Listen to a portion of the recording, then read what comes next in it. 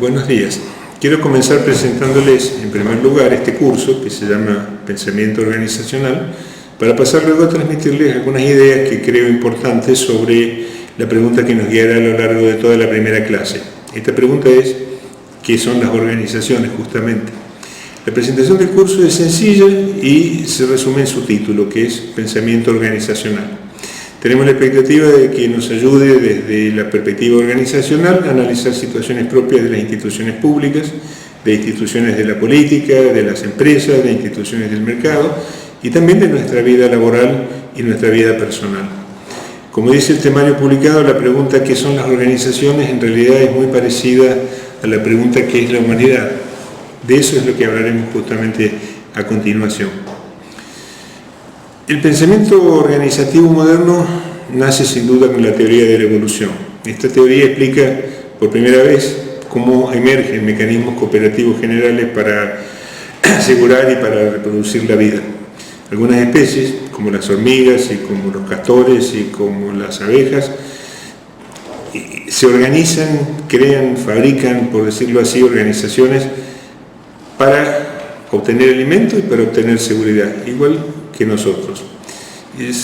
Sin duda deben ser las verdaderas inventoras de las organizaciones, pero con una diferencia importante con nosotros: no tienen el control sobre el diseño de sus reglas. Los animales heredan las reglas organizacionales en realidad a través de los genes de sus padres, nosotros no. La explicación del desproporcionado poder que tiene nuestra especie al extremo de poner en peligro el planeta mismo no se halla en nuestros genes, sino en nuestras organizaciones. Y esto se debe a que nosotros, que somos la especie humana, en realidad hemos conseguido aprender cómo inventar y reinventar constantemente nuestras organizaciones. La primera clase girará justamente sobre esta pregunta. Es una clase que en realidad mirará el bosque, no mirará cada uno de los árboles. La segunda clase sí, empezaremos a mirar cada árbol de este bosque organizacional. Primero veremos qué elementos componen la estructura de las organizaciones. Esa será una mirada descriptiva, es decir, sobre los elementos que la componen solamente y no sobre cómo estos elementos funcionan. Sin embargo, la tercera clase sí tratará sobre cómo funcionan las organizaciones, pues hablaremos sobre los dos aspectos esenciales del funcionamiento. Uno es cómo se prevé el futuro, es decir, cómo se planifica, y el otro es cómo se considera el pasado, es decir, cómo se controla y cómo se evalúa. La cuarta clase será un poco más técnica. En realidad consideraremos los indicadores que se pueden usar para planificar y controlar. Es una clase que apuntará a ver un poquito más de cerca algunas herramientas. Y la quinta y última de las clases, en realidad será un ejercicio de pensamiento organizacional que esperamos que hagan ustedes. Esto significa que hagan un breve trabajo final en el que apliquen de alguna manera algo de lo que habremos aprendido en este curso, o al menos eso es lo que esperamos. Bueno, pasemos ahora al tema de la primera clase. En realidad lo que les quiero transmitir son 6 ideas. Yo ya sé bien que es bastante esto para una clase sola, pero hagamos la prueba. Veamos la primera idea. Esta idea es que las organizaciones son nuestro ambiente, no la naturaleza. Nosotros, los humanos, en realidad vivimos en el seno de familias, de empresas, de ciudades, de países, de escuelas. En realidad no vivimos en un ambiente natural, vivimos en un ambiente artificial. Si nos quedamos solos en la naturaleza, como todo el resto de los animales, en realidad tenemos muy pocas oportunidades de sobrevivir. En cambio, los humanos nos esforzamos y preparamos constantemente para sobrevivir en el seno de organizaciones, que también pueden ser, por cierto, una jungla más que hostil. Para eso nos socializamos, estudiamos en las escuelas, tratamos de progresar en los trabajos, tratamos de no ser víctimas en los mercados ni ser víctimas en las calles. Esta idea de las organizaciones como ambiente explica por sí misma la importancia del pensamiento organizacional. Así como los animales deben conocer las reglas de juego de la selva, nosotros debemos conocer las reglas de juego de las organizaciones en las que vivimos. Estas son en realidad nuestra verdadera selva.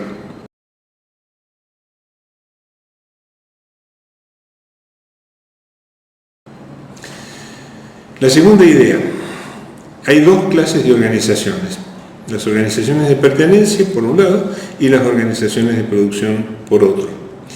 Las organizaciones de pertenencia, como la familia, las relaciones sociales, etc., son indispensables para nuestro desarrollo humano. Nosotros somos sin ninguna duda animales sociales y necesitamos socialización, necesitamos afectos, necesitamos de comunicación, de continencia. Necesitamos pertenecer, en una palabra. Esta función la cumplen las organizaciones de pertenencia. Recientemente las redes sociales se han agregado al inventario de las organizaciones de pertenencia de una manera que jamás hubiéramos sospechado tan solo una década atrás. Pero las organizaciones de pertenencia no son suficientes para que sobrevivamos como especie. El poder de nuestra especie se debe a que hemos desarrollado otra clase de organizaciones, que llamamos organizaciones de producción. Estas son las que en última instancia tienen por finalidad y tienen por resultado proporcionarnos alimento y seguridad para sobrevivir. Esto se logra cuando los grupos humanos establecen mecanismos cooperativos con estos fines, que pueden ser cultivar la tierra, apoderarse de otros animales, hacer la guerra a otros humanos para quedarnos con lo que tienen, fabricar cosas que no son útiles, cualquier cosa que se nos ocurra. Bien, esta pequeña lista que acabo de mencionar resume prácticamente todo lo que las organizaciones de producción pueden hacer. De las organizaciones de producción deriva nuestro poder como especie frente a las demás especies y como grupos humanos frente a los otros grupos humanos, ya sean países, empresas, ejércitos o cualquier cosa que se nos ocurra. En términos muy sencillos, que desarrollaremos luego en las siguientes clases, podemos definir las organizaciones de producción de la siguiente manera. Son arreglos cooperativos para utilizar recursos para producir cosas que satisfagan necesidades. Lo repito, arreglos cooperativos para utilizar recursos para producir cosas que satisfagan necesidades. En el inicio están siempre los recursos y en el fin están siempre los productos y los resultados que necesitamos. Este concepto, como ustedes ven, es el concepto de sistema. En el medio debe haber entonces un sistema organizado. Este sistema es la organización de producción. En este curso nos ocuparemos de este tipo de organizaciones exclusivamente, de las de producción.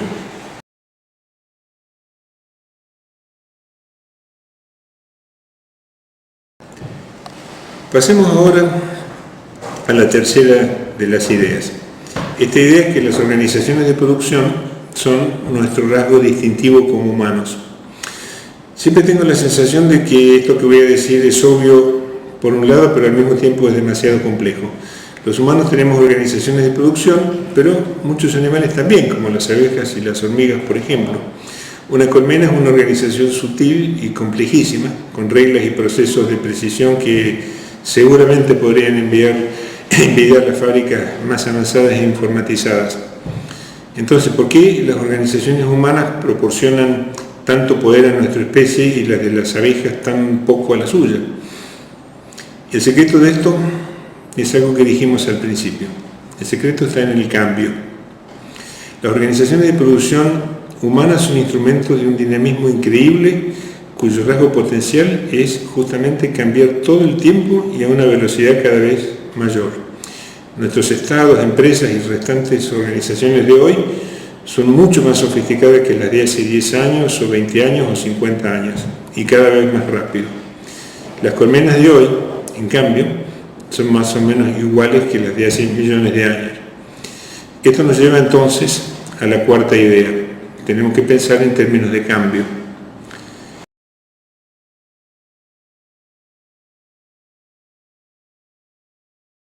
La cuarta idea entonces la podemos expresar como que tenemos que pensar en términos evolutivos. El concepto de lo evolutivo está muy establecido en muchos campos, como la biología y el desarrollo de la ciencia y la tecnología, por ejemplo, pero no tan desarrollado en el análisis organizacional. Pensamiento organizacional para nosotros, sin embargo, es sinónimo de pensamiento evolutivo. ¿Qué quiere decir pensamiento evolutivo? Simplemente que para que ocurra una cosa ha tenido que ocurrir alguna otra antes que lo permitiera. Las organizaciones actuales no surgieron de la nada, surgieron en realidad de formas organizativas previas. Es tan simple como eso. Veamos entonces esa cadena de formas organizativas en la quinta idea.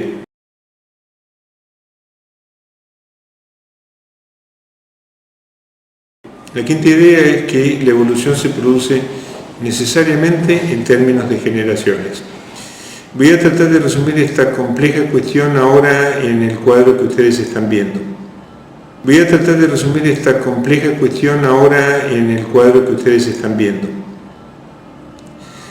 Es posible identificar, como ustedes ven en el cuadro, y simplificando bastante las cosas, al menos 5 generaciones de organizaciones desde que aparecieron los primeros humanos, hace unos pocos cientos de miles de años, hasta hoy. La primera generación de organizaciones se diferenciaba bien poco de las manadas de caza y defensa de muchos animales, salvo por el uso de algunos instrumentos de piedra y madera y luego los metales y el fuego. Eran organizaciones de respuesta al contexto, mediante las cuales se sobrevivía. Este es el primer concepto, organizaciones de respuesta al contexto. Una segunda generación de organizaciones fueron las organizaciones de adaptación del contexto a nuestras necesidades. Esto incluyó inicialmente las organizaciones que realizaban actividades agropecuarias. Se implicó un gran salto, porque fueron necesarios 2 cambios. Primero, que nos tornáramos sedentarios, y segundo, que planificáramos. Sembrar y criar animales implica hacer planes, es decir, incorporar una noción de futuro y además de plazos relativamente largos. No es el día a día, es de un año al otro año. Las organizaciones de segunda generación fueron un salto cualitativo enorme para la humanidad. Estas dos clases de organizaciones conformaron una primera fase que duró varios cientos de miles de años hasta hace apenas tan solo unos 40.000 años atrás. Fue cuando comenzó una tercera fase que dio lugar a lo que hoy llamamos las civilizaciones modernas. Para esto fue preciso que parte de los recursos se destinaran a una cuestión de esencial importancia, al autoordenamiento social. Las jerarquías gobernantes especializadas, los estados y las iglesias se ocuparon de esto, gracias a que había ya excedentes de recursos suficientes para mantenerlas. Esto significa que estas organizaciones de autoordenamiento eran especializadas. Las organizaciones de tercera generación cumplieron más o menos el rol del director en una orquesta. El director no toca ningún instrumento, pero coordina a los que sí los tocan. Para eso se requieren reglas de juego aceptadas, jerarquías y voluntad de cooperación entre los actores. De lo contrario, la orquesta no funciona. Pero cuando hay estas dos cosas, aparece un nuevo instrumento que justamente es la orquesta misma. La orquesta tiene capacidades emergentes, esta palabra es importante, capacidades emergentes, que no tienen los músicos y sus instrumentos por separado. Esto fue una condición para que las organizaciones de primera y de segunda generación, mediante las que se lograban los bienes y los servicios necesarios para la sobrevivencia social, se transformaran en organizaciones de cuarta generación que ven ustedes en el gráfico y que aparecen después necesariamente de las de tercera. Este cambio fue otro salto cualitativo enorme. Una vez que existieron los estados, aparecieron los bienes públicos y los derechos a disfrutarlos. Esto no podría haber ocurrido si no existieran los estados. Es decir, lo que apareció fue el contexto político y algo que veremos después con más detalle, apareció el valor público. Por ejemplo, en Atenas o en el Imperio Romano, cuando ya había estados fuertemente constituidos, pudieron existir obras públicas como calles y acueductos y derechos a circular y a utilizar el agua. Si hay cosas públicas y cosas que no lo son, estas últimas son necesariamente privadas. Por lo tanto, aparecen los mercados como la otra cara de la moneda y aparecen las organizaciones que producen cosas necesarias para venderlas a otros. Como dijera muchos siglos después Adam Smith, los panaderos producen el pan para venderlo a los zapateros que producen zapatos que necesitan los panaderos. Estas organizaciones productoras de valor privado no pueden existir en ausencia de los estados que garanticen reglas de juego, entre otras, sin ir más lejos, la moneda o su equivalente. Como vemos, el concepto evolutivo que estamos empleando nos muestra que para que existan las organizaciones de cuarta generación, fue preciso que se consolidaran hasta un punto suficiente las organizaciones de tercera, que son las de autoordenamiento social, como los estados. Este proceso es muy reciente. Las primeras organizaciones de tercera y cuarta generación, así articuladas aparecieron no hace mucho más que 4 o 5 mil años, lo cual en la historia evolutiva es nada, es apenas segundos. Las civilizaciones griegas, atenienses y espartanas son las que más conocemos los occidentales, aunque realmente había organizaciones de este tipo en Oriente. Llegamos por fin a la última, como ustedes ven en el gráfico, y muy reciente generación de organizaciones de producción, que es de las que conocemos todavía realmente bastante poco. Estas son las redes organizacionales. Las redes organizacionales, que es una nueva definición que les voy a dar, son arreglos cooperativos entre diversas organizaciones para producir conjuntamente lo que les resultaría menos ventajoso o bien imposible producir por su cuenta. Son algo así como meta-organizaciones privadas y públicas que se articulan desde muy pocas hasta conjuntos de miles de otras organizaciones de manera muchas veces hoy en día globalizada. Por ejemplo, la empresa Toyota es una red de unas 16.000 empresas de todo el mundo que conjuntamente producen los automóviles. No los produce una sola empresa, los produce en realidad esta red. Este ejemplo además no parece ser bajo ningún concepto la excepción, sino más bien la regla de las grandes organizaciones actuales. No son organizaciones solas, sino que son redes. Veamos ahora la sexta y última idea.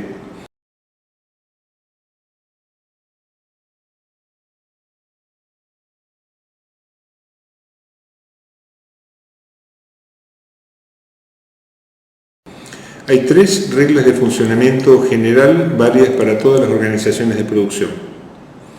Esta es la sexta y última idea. Esta última idea en realidad es una introducción a lo que veremos en la clase próxima. Consiste en suponer 3 cosas.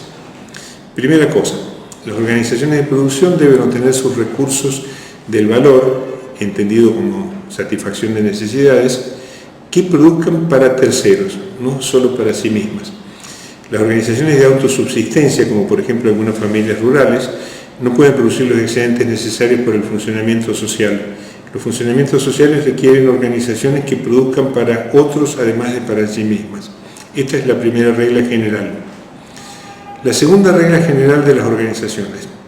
Las organizaciones de producción deben tener sus propios mecanismos de regulación de su estabilidad y de su sostenibilidad. Ya veremos luego el rol que la planificación y el control tienen en esto. Y finalmente, la tercera regla, las organizaciones de producción deben poder adaptarse para cambiar y evolucionar. En realidad en esta clase nos hemos ocupado de ver justamente que esta capacidad es el rasgo distintivo esencial de las organizaciones. En las próximas clases veremos qué cosas dentro de ellas son las que garantizan que esto ocurra.